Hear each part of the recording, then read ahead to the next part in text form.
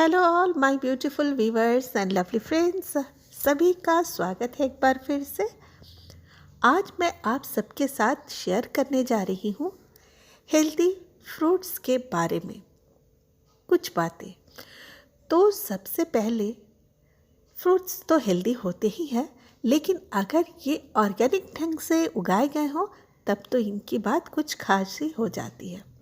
और उससे भी ज़्यादा खास हो जाती है अगर ये आपके अपने गार्डन की हो और आपके अपने हाथों से उगाए गए हों, तब तो इससे खुशी की बात शायद और दूसरी हो ही नहीं सकती।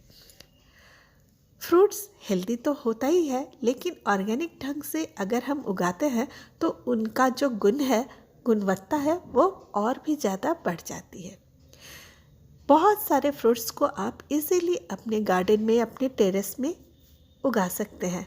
इन्हीं में से एक फ्रूट अनार पोमेग्रेनेट को मैं आज आपके साथ शेयर करने जा रही हूँ, जिसे मैंने उगा के रखा हुआ है अपने टेरेस पर। लगभग 1.5 साल पुराना ये प्लांट है और इसे मैंने ग्रो किया हुआ है अपने टेरेस में। एक बहुत ही खूबसूरत हेल्दी अनार का प्लांट, और इसमें फ्लावरिंग शुरू तो हो ही गई है, साथ ही है ढेर सारी कलियां और आने लगे हैं छोटे छोटे फ्रूट्स भी। पूरे ऑर्गेनिक ढंग से उगाया हुआ ये प्लांट, तो आप समझ ही सकते हैं कि इन फलों की गुणवत्ता कितनी ज़्यादा होती है जो हम बाहर से फ्रूट्स खरीद कर लाते हैं उनसे। इन प्लांट्स को आप बहुत इजीली अपने गार्डन में या फिर अपने टेरेस पे प्लांटर में उगा सकते हैं और बहुत सक्सेसफुली ग्रो भी हो जाता है, साथ ही बहुत अच्छा रिजल्ट भी देता है। सिर्फ करनी होती है थोड़ी सी खास देखभाल, थोड़ा सा समय देना पड़ता है इनके साथ, और कुछ भी नहीं। तो चलिए आज इस प्लांट को दिखाते हुए शेयर करती हूँ इनसे जुड़ी सारी जानकारियाँ, ताकि आप भी इस तरीके से अनार के प्लांट को अपने गार्डन में, अपने टेरेस पर इजीली उगा सके और फ्रूट्स पा सके। तो इस प्लांट को मैंने बीज से उगाया है।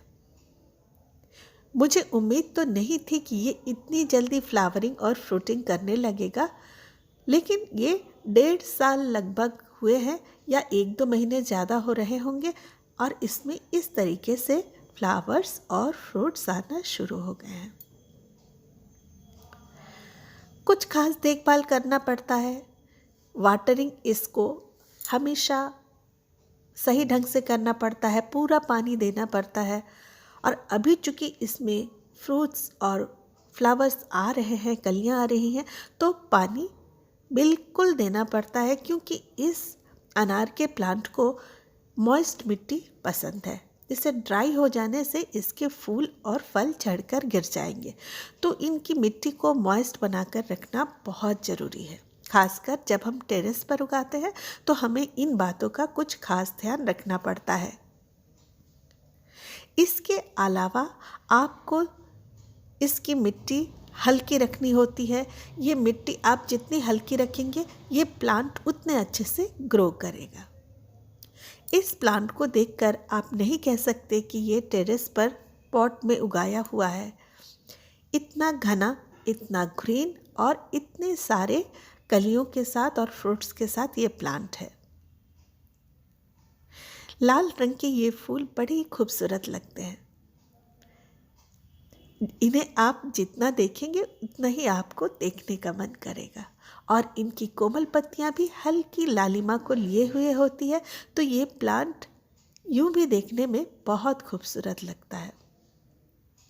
तो फ्रेंड्स, इस तरीके से इस प्लांट में फ्लावरिंग शुरू हुई है। उसके बाद अब फ्रूट्स भी धीरे धीरे आने लगे हैं, तो इसको थोड़ा सा अभी केयर करना ज़रूरी है।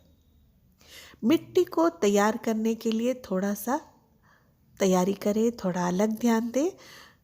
मिट्टी को थोड़ा सा रिच सॉइल बनाए, चूँकि हम पॉट में लगाते हैं, और साथ ही हल्की मिट्टी बनाकर रखें कि पानी रूट्स में जमा नहीं हो, आराम से छन जाए और जड़ों को फैलने का पूरा मौका मिले। मैंने कुछ इसी ढंग से इसकी मिट्टी तैयार की है और साथ में दिया है मेरे ऑर्गेनिक फर्टिलाइज़र को जो होममेड है, और ये मेरे किचन वेस्ट वगैरह से बना हुआ है। तो इन सभी को मिलाकर मैंने इसकी मिट्टी को तैयार किया था। एक लेयर मैंने रेत डाली थी, तो दूसरी लेयर मैंने ऑर्गेनिक फर्टिलाइज़र का डाला था, और तीसरी लेयर मैंने सॉइल का डाला था। और इस तरीके से इस मिक्सचर को मैंने तैयार करके इसमें मैंने इस प्लांट को ग्रो किया, और मैंने देखा कि इसका रिज़ल्ट मुझे बहुत जल्दी मिला, जबकि अन्य प्लांट्स में जो कि बीज से ग्रो किए जाते हैं उनमें बहुत लेट से फ्लावर्स और फ्रूट्स आते हैं, पर मुझे रिज़ल्ट कुछ जल्दी मिला। इसकी मुझे बहुत खुशी है। तो अगर आप इस ढंग से मिट्टी को तैयार करें तो रिज़ल्ट आपके सामने में है। मैंने इसे एक थर्मोकोल के डब्बे में ग्रो किया है। हमेशा याद रखें कि जब भी फ्रूट्स के प्लांट लगाएं उनको आप थोड़ी बड़ी जगह दें, क्योंकि उनके रूट्स को फैलने की जब जगह मिलेगी तभी फ्रूट प्लांट अच्छे से ग्रो करेगा, उसे फैलने का जगह चाहिए होगा। तो फ्रूट्स प्लांट के लिए थोड़ा सा बड़ा कंटेनर यूज़ करें, छोटे पॉट्स में आपको सही रिज़ल्ट नहीं मिल पाएगा। तो यहाँ आप देख रहे हैं कि बिल्कुल ज़मीन के पास तक कलियाँ लटकी हुई हैं, जो बहुत खूबसूरत लग रहे हैं।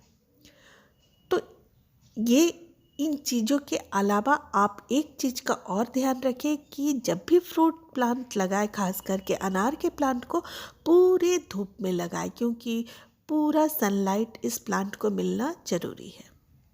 तो हो गई बात सनलाइट की, फिर हो गई बात मिट्टी को तैयार करने की, फिर इसके बाद फर्टिलाइज़र किस तरह का दें ये बात भी हो गया, वाटरिंग कैसे करें ये भी मैंने आपको बता दिया। और एक बात कि जब फर्टिलाइज़र आप यूज़ करें उसमें नाइट्रोजन की मात्रा अधिक हो, इस तरह के फर्टिलाइज़र को आप यूज़ करें तो इसमें भी आपको अच्छा रिजल्ट मिलेगा। तो मिलते हैं अगले वीडियो में नई जानकारियों के साथ। तब तक के लिए अपना ख्याल रखें और अनार के पौधे को लगाने की फटाफट तैयारी कर लें। Happy Valentine's day. मिलते हैं, बाय।